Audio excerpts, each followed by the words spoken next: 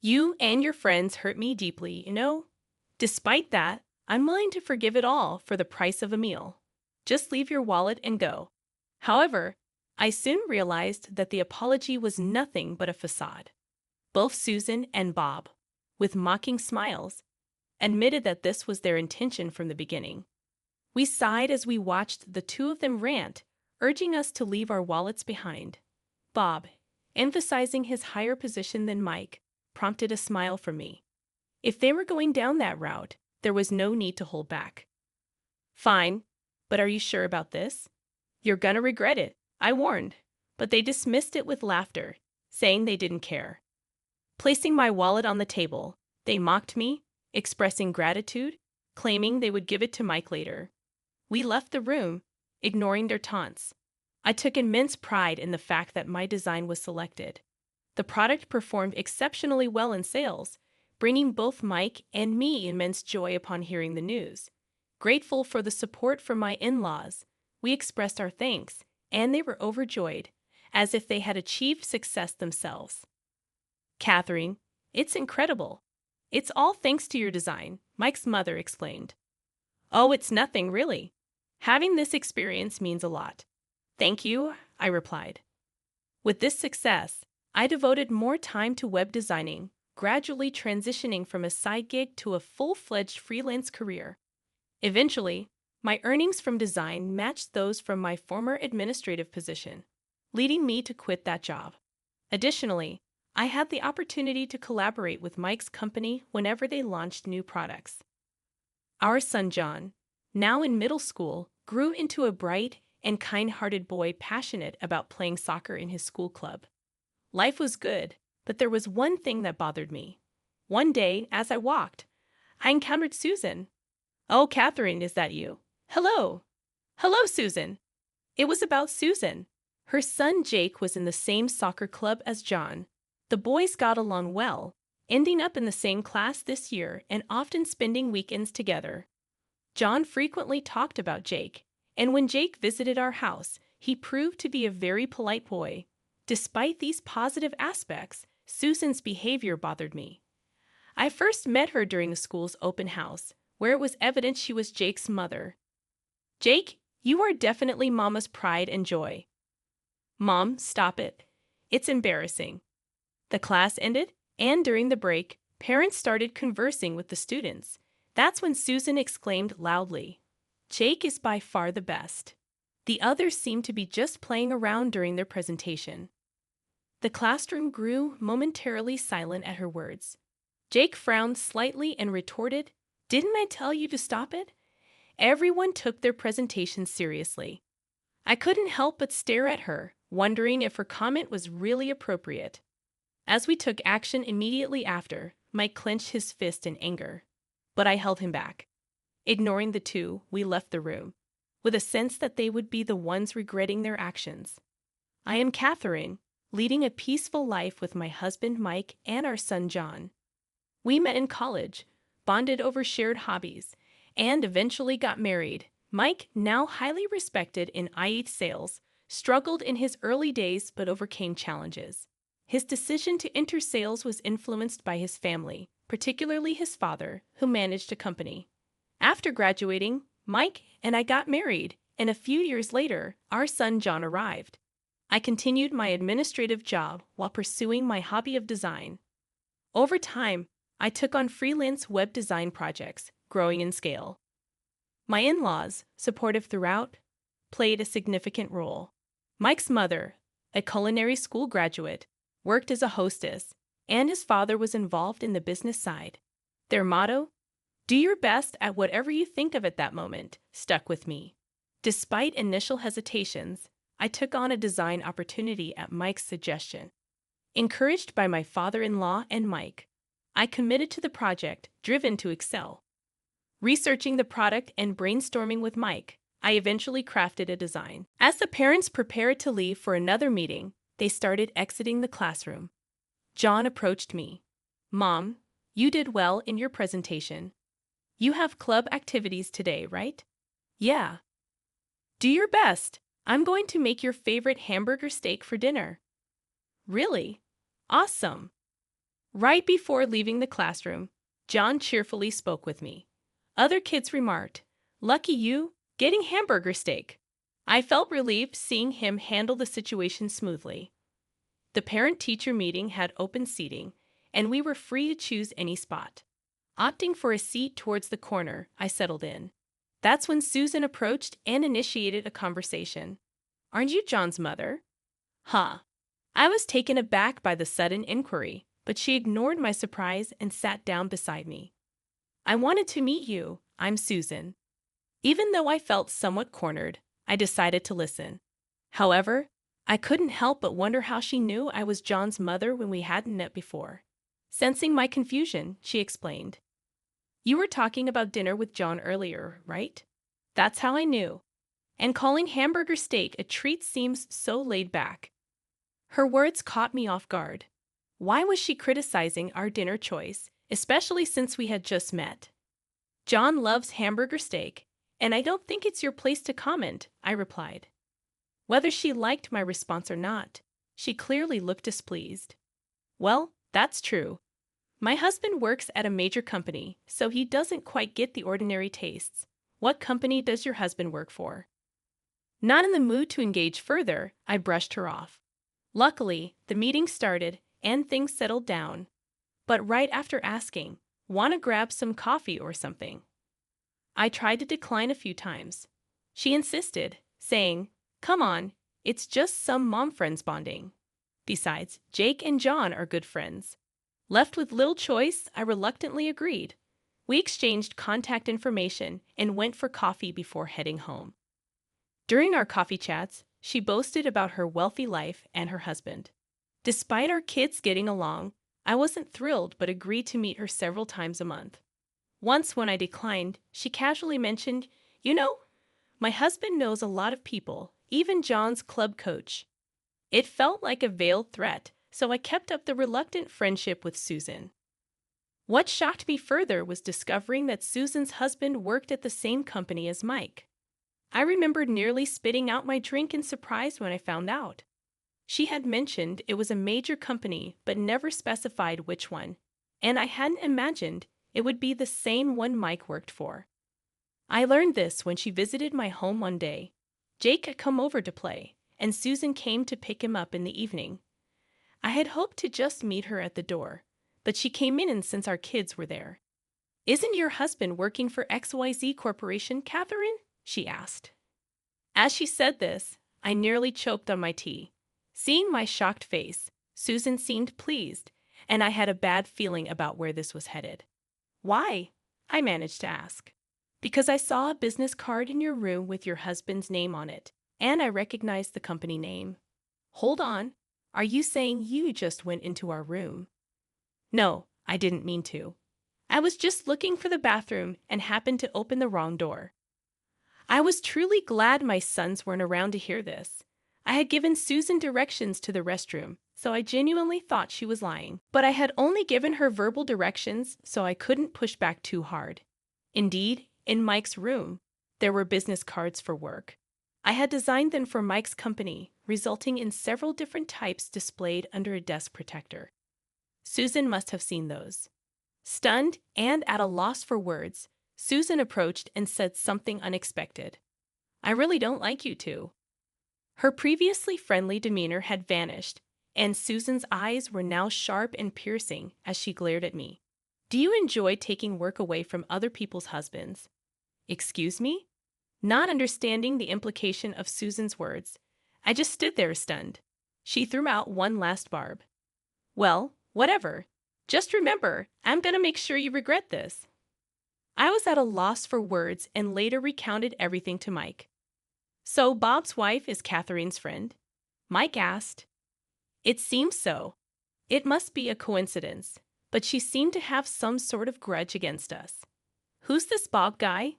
Mike took a deep breath and started explaining. "I don't think it's good to discuss such things, but Bob is in the planning department. He's quite assertive, and from what Mike explained, the product planning department shares its products with the sales team to generate revenue. Bob, considered a top player in the product planning department, not only holds a significant position, but is also well known for a particular trait. That trait seems to be his strong belief in meritocracy, or in other words, a lot depends on whether Bob is passionate about something or not. He's quite the meritocrat. Some people even say it's like heaven or hell working with him. I see, but I still don't understand why Susan hates us so much. Yeah, I'm not sure either. I don't have a deep relationship with Bob. Sorry for getting you involved in this mess. It's fine. But what about John and Jake? It's not good for the kids to be so close and their parents to be like this. Yeah, I'll try to find out more about it. Thanks. A few days after our conversation, Susan reached out. Feeling anxious, I answered her call, and she sounded much more apologetic than usual. I'm so sorry about the other day. I was just stressed about my husband's work not going well. I decided to hear her out, as she sounded different. Susan apologized, expressing a desire for us to get along since our husbands worked at the same company. She suggested going out for dinner, and despite my hesitation due to her previous behavior, I decided to give her the benefit of the doubt, considering our kids' friendship. On the chosen day, we headed to the renowned seafood restaurant Susan had selected. However, after a while, there was no sign of Susan and her husband. When I called her, the receptionist informed us that the reservation was only for 2 people. Puzzled, Mike and I asked Susan about the mix-up. She laughed and told us to wait a moment. Eventually, Susan and a man emerged, and to our surprise, it was Bob. Grinning widely, Susan and Bob looked at us. Mike greeted, "Bob, good to see you." It was then that I realized the man was Bob. Susan's nonchalance bothered me, and she casually mentioned making a mistake with the reservation. Then she said something even more shocking. "Well, mistakes happen, but let's not waste the food, right?" Confused, I asked, "What are you getting at?" "Look, Mike, I'm soon gonna be the head of the planning department. You're doing well in sales, but you're still a newbie. If you don't want things to go sour, you might want to listen to what I have to say." Mike, sensing a threat, asked, "Are you threatening us?" Susan insisted, "It's not a threat, Catherine. You have hurt me deeply. I'm offering you a way to make amends. Just leave your wallet and go." At that moment, I realized that the apology was indeed a lie, and this was their intention from the beginning. We'd observed the unfolding argument between the 2 parties. "Look, just leave your wallet and get out. By the way, you do know what will happen if you tell anyone about this, right? Bob's higher up than Mike after all," Susan threatened. I couldn't help but smile at their attempt to intimidate. If they were playing it that way, there was no need to hold back anymore. "All right, but are you guys sure about this? You're gonna regret it," I warned.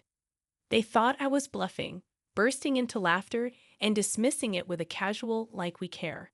I took out my wallet and placed it on the table. "We'll give Mike his wallet back later. Thanks for the treat." Then, Susan and Bob said, smirking. Mike looked furious, clenching his fists, but I calmed him down. Ignoring the 2, I left the room, signaling our quick response. "They're the ones who are going to regret this." "Yeah, can't let people who pull stunts like this go unpunished," I said. After a while, a call came in on my phone. Recognizing the number, I answered with a smile. "Ah, Catherine, looks like we're almost done here," I said before handing the phone over to Mike. After a brief exchange, Mike hung up, and we decided to return to the restaurant Susan had chosen. Mike looked visibly upset. Once there, we asked the waiter to call the owner. Soon after, Mike's mother, who was also the landlady, hurried out. "Thank you for your help. I'm sorry for the trouble," Mike's mother apologized. "It's fine. People like them need to be taught a lesson," I replied. We were led to a room where a tense atmosphere awaited. Inside were Susan, Bob, and some senior officials from Mike's company, including his father-in-law. It became clear that the restaurant Susan chose was the one run by Mike's mom. It was a coincidence, but since we were going there anyway, Mike decided to call his mom. It was revealed that Susan had only booked for 2.